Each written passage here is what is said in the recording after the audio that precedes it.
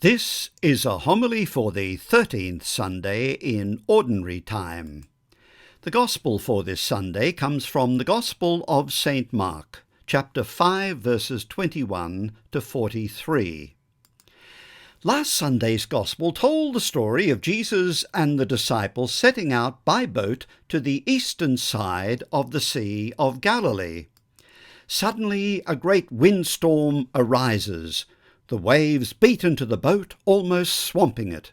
Jesus, however, is in the stern, asleep on a cushion. Pounded by wind and waves, and fearful of drowning, the disciples wake Jesus and say to him, "Teacher, do you not care that we are perishing?" Jesus wakes up, rebukes the wind, and says to the sea, "Quiet now, be still." Then the wind ceased, and there was a dead calm. They then reached the territory of the Gerasenes on the other side of the lake, most likely a place called Gergesa. Here on the eastern shore of the lake, Jesus casts out a legion of demons from a man who had been possessed. The unclean spirits come out of the man and, with the permission of Jesus, enter a great herd of pigs, numbering 2,000. The pigs rush down the steep bank into the sea and are drowned. Jesus and the disciples then cross to the western side of the Sea of Galilee, quite possibly to Capernaum, where Jesus now lives. In today's Gospel, we have an example of a literary device that Mark uses a number of times in his Gospel. It's often referred to as the Markan sandwich. The technical name given to this storytelling technique is intercalation. New Testament scholar Tom Wright offers this explanation. What Mark has done is to place one tale inside the other, in what is sometimes called a Markan sandwich. The flavour of the outer story adds zest to the inner one. The taste of the inner one is meant, in turn, to permeate the outer one. The outer story is about Jairus, one of the local synagogue presidents, and particularly his 12-year-old daughter. The inner story is about a much older woman who, for the same 12 years, has suffered severe internal bleeding. So, taking up the metaphor of the sandwich, the upper slice of bread has Jairus asking Jesus to come and heal his daughter. On the way to Jairus' house, we have the story of the woman with a hemorrhage. We then arrive at the house of Jairus, but his daughter has already died. So the story of the woman with the hemorrhage is sandwiched within the story of Jesus and the daughter of Jairus. There are a number of ways in which the two stories are linked. Neither the older woman nor the young girl is named, but that is not unusual because most of Mark's minor characters are anonymous. Jairus and Bartimaeus are the only two characters named in Mark's miracle stories. Jairus falls at the feet of Jesus, as does the woman who was healed of the hemorrhage. Both women are referred to as daughter. The young girl is the daughter of Jairus, and Jesus addresses the older woman as daughter. In the Old Testament and in later Jewish tradition, daughter had become a term of endearment, a respectful and affectionate way to address females regardless of age or family relationship. But the readers or hearers of Mark's Gospel would have understood something more in this address to the woman. Remember when the relatives of Jesus had set out to take charge of him, thinking that he was out of his mind.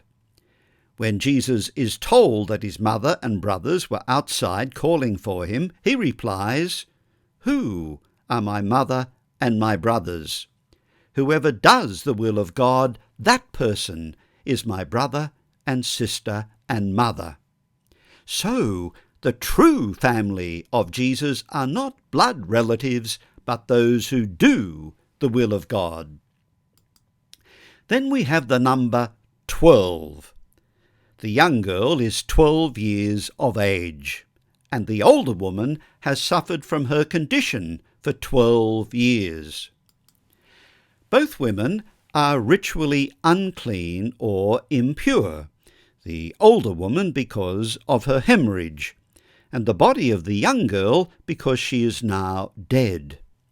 Contact with a dead body is one of the chief sources of impurity in Jewish law. I'll come back to the question of ritual impurity, but Mark and Matthew and Luke in their telling of this same story don't seem to be at all concerned about the issue. We also have the importance of touch. The older woman believes that she will be healed if she can but touch the clothes of Jesus. Then we come to the young girl. Jesus takes her by the hand and says to her, "Little girl, I say to you, get up."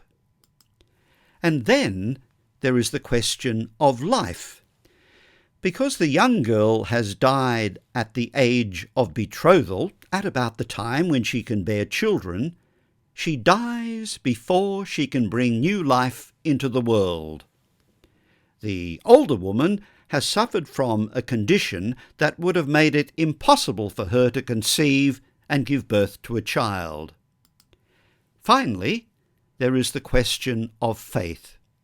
Both the woman and Jairus have faith in the healing power of Jesus. We'll come back to the question of faith in a moment. Let's place today's Gospel within the overall context of Mark's Gospel. As you're aware, each of the four evangelists tells the Gospel story from a slightly different perspective. I've suggested before that an interpretive key that offers us an insight into the perspective of each of the evangelists is this. Look at the episode that they have placed at the beginning of the public ministry of Jesus. In John's Gospel, it is the wedding feast of Cana. An abundance of the choicest wine is a sign pointing to Jesus who has come so that we might have life and have it in abundance. In Luke's Gospel, Jesus returns to his hometown of Nazareth and goes into the synagogue on the Sabbath.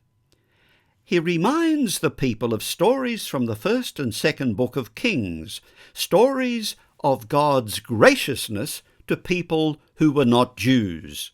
A widow at Zarephath, a town in Sidonia, and Naaman, a leper from Syria. Luke emphasizes Jesus as the one who welcomes the outsider. Matthew's Gospel begins the public ministry of Jesus with the Sermon on the Mount. Just as Moses received the law on Mount Sinai, Jesus also ascends a mountain. Jesus, the new and greater Moses, has come not to abolish the law or the prophets, but to complete them. In Mark's Gospel, Jesus casts out an unclean spirit from a man who is possessed. In the synagogue at Capernaum, he encounters a man who is, according to a literal translation of the Greek text, in an unclean spirit. New Testament scholar Joel Marcus explains, the terror of the scene is increased by the description of the demoniac as a man in an unclean spirit. This phrase is usually interpreted as a Semitic idiom meaning a man with an unclean spirit, but a literal interpretation has a great deal to commend it. The man's personality has been so usurped by the demon that the demon has, as it were, swallowed him up. That is what sin and addiction does. It seeks to devour us. So Mark's Gospel is the story of our liberation from sin and death. Jesus is the one who has come to set us free. But, as we shall see, it is a costly freedom. Fleming Rutledge reminds us, from beginning to end, the Holy Scriptures testify that the predicament of fallen humanity is so serious, so grave, so irremediable from within, that nothing short of divine intervention can rectify it. The unclean spirit says, "What do you want with us, Jesus of Nazareth? Have you come to destroy us?" This, in fact, is a key question in the Gospel, and the answer is a resounding yes.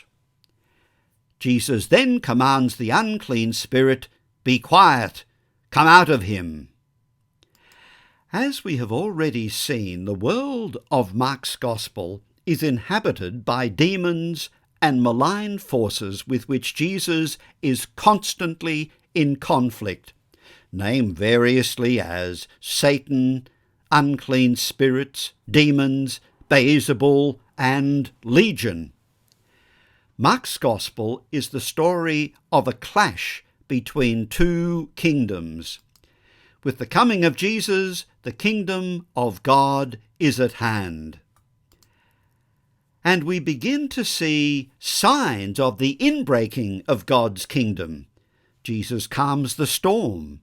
He casts out demons, and in today's Gospel, his power heals and raises the dead to life. This year we celebrated the 80th anniversary of the D-Day landings of Allied forces in Nazi-occupied France during World War II. We could call the scene of Jesus casting out an unclean spirit in the synagogue in Capernaum as D-Day at Capernaum. The kingdom of God is at hand. Let's now have a closer look at today's Gospel. Jairus comes up to Jesus and falls at his feet. The Greek text refers to Jairus as a archisynagogos, which could be translated as president of the synagogue. Today's Gospel implies that there could be more than one president. The office primarily involved leading worship services as well as financial oversight of the synagogue and ensuring that it was well maintained. In chapters 2 and 3, Mark gives us an insight into the opposition that Jesus has already encountered. But today's Gospel emphasizes the fact that not all of the Jewish authorities were opposed to him. Jairus pleads with Jesus, "My little daughter is desperately sick. Do come and lay your hands on her to make her better and save her life." Jesus then heads off to the house of Jairus, followed by a large crowd. We now come to the second story, the filling of our Markan sandwich, the story of the woman who had a flow of blood. The literal translation of the Greek text is a woman being in a flow of blood. Since Mark is somewhat reticent in supplying further details, most commentators have interpreted her condition as a chronic flow of blood from the genital area. We do not know the exact nature of her condition, so we cannot be certain whether the woman's ailment is an abnormally heavy monthly flow or a chronic light hemorrhage. In view of the narrative's emphasis on her immediate knowledge of the cure, a chronic condition is more likely. This condition was known as zaba. In Leviticus chapter 15, both types of bleeding just mentioned cause ritual impurity. We don't have time now to explain the meaning of ritual impurity, which is what we're talking about here, but it does not mean that the woman has done anything that is sinful or evil, nor does it refer to personal hygiene. Joel Marcus makes this observation: the story does not indicate that the woman is regarded as impure or suffers isolation. The surreptitiousness of the woman's approach to Jesus, however, is probably an indirect indication that she is ritually unclean and is violating a taboo by being out in public. A final word on the woman's condition from John Mayer. The purity laws of the Pentateuch do not state explicitly that a zaba communicates ritual impurity simply by touching someone, or, in the case of Jesus, someone's clothing. Perhaps more to the point, as with stories of Jesus raising the dead, the issue of contracting ritual impurity does not seem to be on the mental horizon of the evangelists as they tell the story of the woman with the flow of blood. It is later commentators, starting with the fathers of the church, who read the problem into the text. This is what Mark tells us about the woman. She has suffered from a hemorrhage for 12 years. She has endured long and painful treatment under many doctors. She had spent all that she had. There'd been no improvement in her condition. In fact, she was getting worse. Some ancient treatments for this woman's condition were more likely to harm as to help the patient. We get a glimpse into what some of those treatments might have been from the Talmud. What is the Talmud? For the Jewish people, the Torah is the heart and soul of God's revelation to his people. But surrounding the Torah was an extensive body of oral law, that is, laws that were passed on by word of mouth. That oral tradition was eventually put into writing about 200 AD, and it's known as the Mishnah. And finally, we have the Talmud, which is a commentary on the Mishnah. In the Talmud, we find 11 so-called cures for this woman's condition. You could try scaring the woman. There were various tonics and astringents. She could carry the ashes of a burnt ostrich egg in a linen rag in summer and a cotton rag in winter. Or she could carry a barley corn which had been found in the dung of a white mule. No doubt, in sheer desperation, she'd tried all of these, and there was obviously no improvement. In fact, her condition was getting worse. But she had faith that Jesus could heal her. "If I can touch even his clothes, I shall be well again." In fact, this is the only miracle story where Jesus does not initiate the cure. It is she who snatches the power of God. And at once the source of the bleeding dried up, and she felt in her body that she was cured of her sickness. It was like an electric shock. Jesus is aware of the power that had gone out from him, and he turned round in the crowd and said, "Who touched my clothes?" The woman comes forward in fear and trembling because she knew what had happened to her, and she fell before him and told him the whole truth. Jesus then says to the woman, "My daughter, your faith has saved you. Go in peace and be free of your sickness." This raises an important question. Did the woman's faith restore her to health, or was it the power of Jesus? Quite clearly, it was the power of Jesus that restored her to health. But when Jesus says your faith has restored you, it is clear that faith is the channel through which Jesus' power can work. There's also a further point to consider in this scene.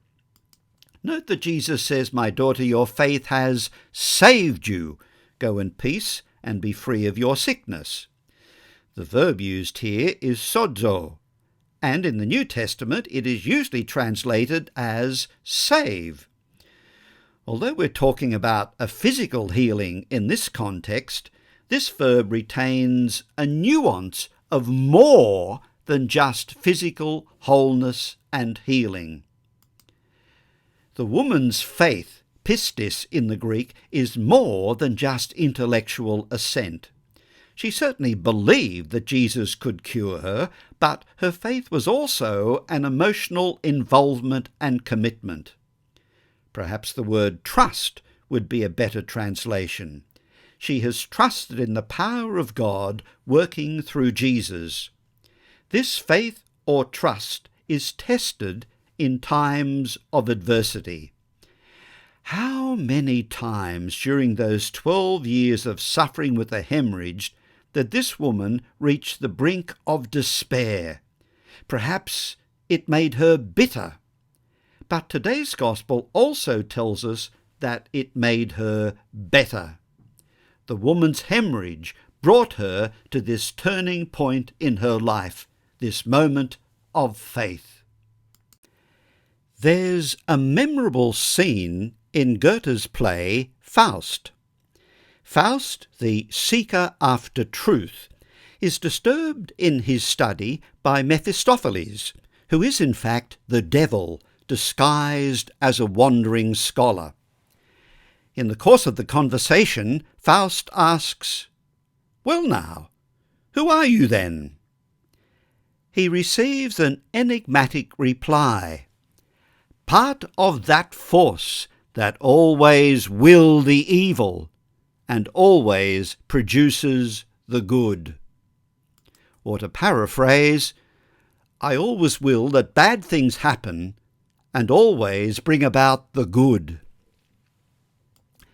In his book The Death of Forever, Darrell Rieni considers these words of Mephistopheles and offers this reflection. It is precisely because Beethoven was going deaf that he was driven to write some of his greatest music. Precisely because Demosthenes had a speech impediment that he went on to become one of the greatest orators in ancient Athens.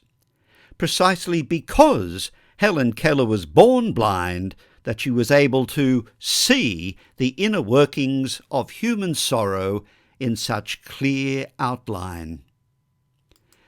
Suffering and adversity can crush us, but they can also become instruments of self-transcendence. Father William Bausch suggests that today's gospel invites us to ask, how have failures made you a better person? How have the disappointments brought you to your knees? How have the hurts at least given you a certain humility?